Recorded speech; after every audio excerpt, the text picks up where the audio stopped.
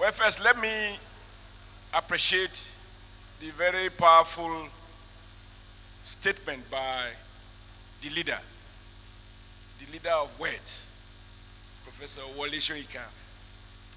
And for me, he raised a number of very fundamental issues.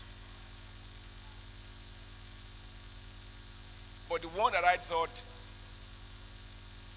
I would like to comment on is when he said, can we begin to take practical steps? Those who want to move on, let them move on. Those who want to remain at the railway station, they can remain there. Everyone will choose how fast he wants to run, and you determine where you want to go to. For me, I think the challenge, from what I have seen now as a governor, or even before being a governor, is that we do have attitudinal issues to address. The character of the federal government as is not the creation of a foreign army. It is not something that was externally imposed. If we are not happy with the way it is, and obviously not too many people are happy with the way it is, there are built-in provisions for us to restructure the federal system. And I believe that our representatives, elected or declared, they have demonstrated that it is possible to amend that document. And it has been amended in those areas in which the elite seems to have a consensus. So if today the federal government continue to take so much, which leads to a bloated bureaucracy, as you rightly pointed out, as much as 52.4% of every naira that we earn, it is the fault of the National Assembly. Because it is within their brief every other 5 years to review that formula. And it is simply inexcusable that some 12 years down the road, we are lamenting the fact that the federal government has this suffocating influence on the economy. What has happened at this forum is a typical, for me, it does illustrate the challenges in the system. We have assembled people home and abroad, including a foreign president. And you've assembled poor governors to sit here after those powerful statements by Oshiomholei. And just as we were about to talk, the light went off. Now, notwithstanding anything you have on the internet, what our guest from Kigali is going to go home with in reporting to his president is that the light went off when the governors were about to make remarks. There is nothing we are going to say that will change that fact. How have the people reacted? For those of us in the front, for obvious reasons, we stayed put and converting our papers to artificial fan and air conditioning.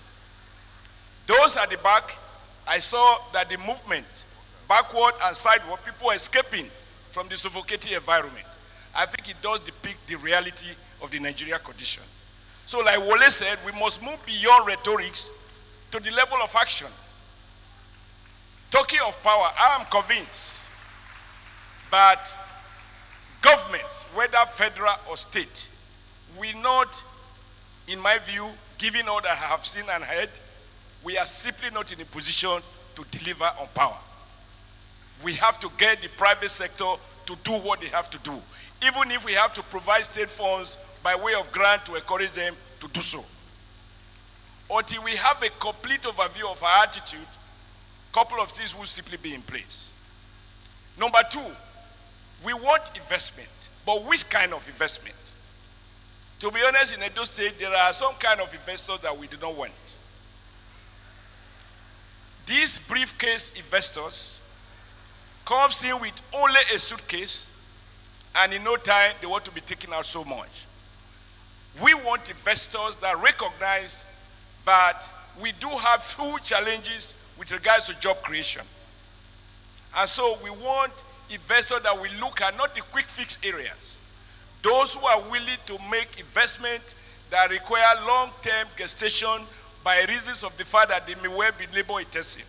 But one that when they mature, they hold the promise of creating jobs for millions of our young people.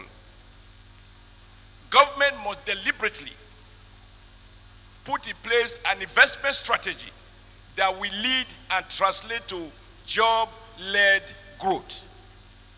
Jobless growth is what we have suffered over the past 10 years.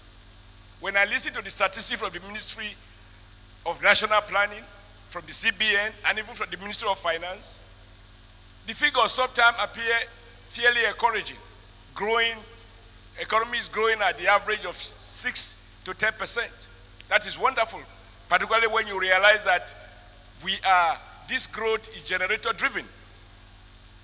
But what is obvious is that side by side with these numbers, the level of poverty is increasing, the level of the unemployed are also increasing.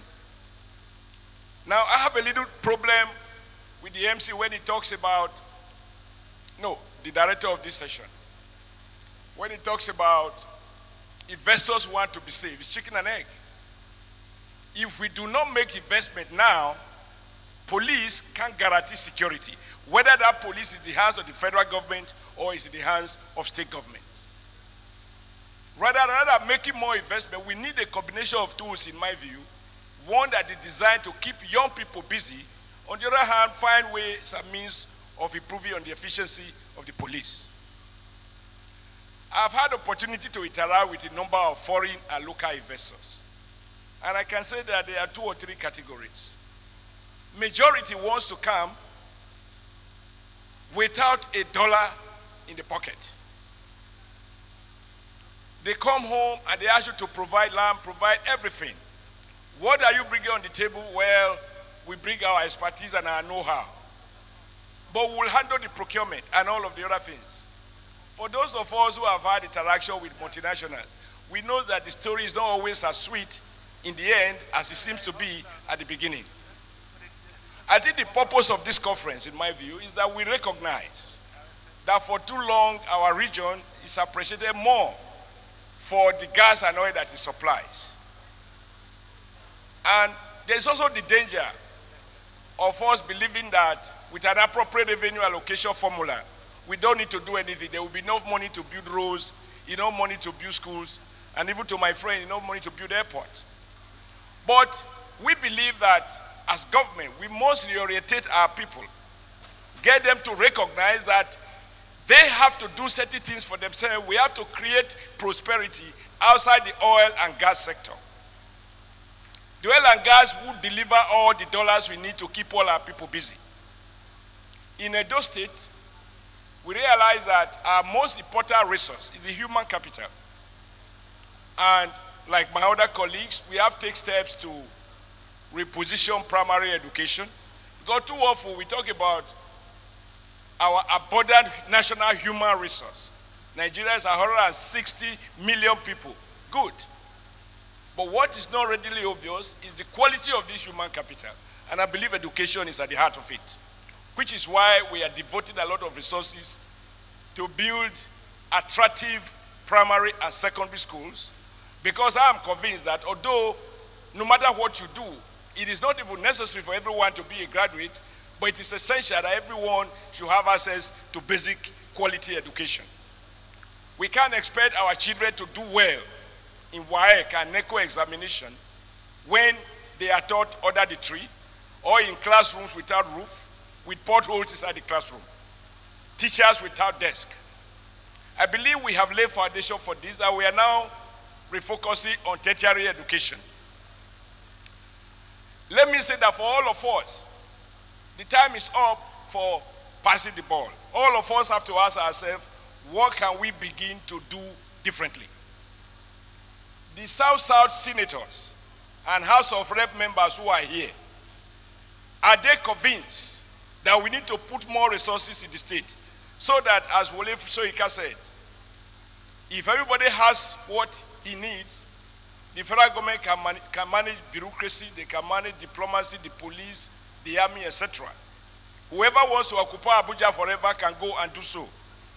but the state will become the real agency for development. If our assemblymen are persuaded by this submission and they go to Abuja and insist that they start the process of review the revenue allocation today, not tomorrow, something would have come out of this conference, and the message of the Prof would have not gone in vain.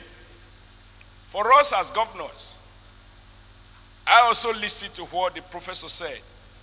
He thinks, and there's a lot of evidence to support it, that we spend too much in terms of cost of servicing those in government and the pressure we give to the citizens. Maybe we should begin to blow less siren and respect the right of our people to use the public highways and recognize that government vehicle does not have vehicle license. My car doesn't have vehicle license, the official one, but the citizens have to have vehicle license to use the road. You know, some deliberate effort to begin to become more sensitive to the feelings of the average man on the street. This conference has been convened because, as the president of Rwanda said, we can't spoon feed the people. People want not just government that will work for them, but government that will work with them. And I think what we've done at the South-South level is to bring our people together from the Brave states, bring experts from various fields, encourage people from this part that have made it, that have resources to invest, like Jim and several others, and invite other potential investors to appreciate that beyond the oil and gas, there is so much that can be done in this part of the country. There are no easy answers.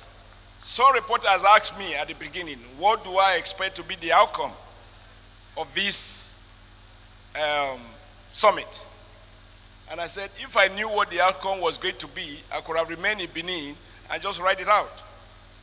The whole essence of this summit is that we want to engage our people.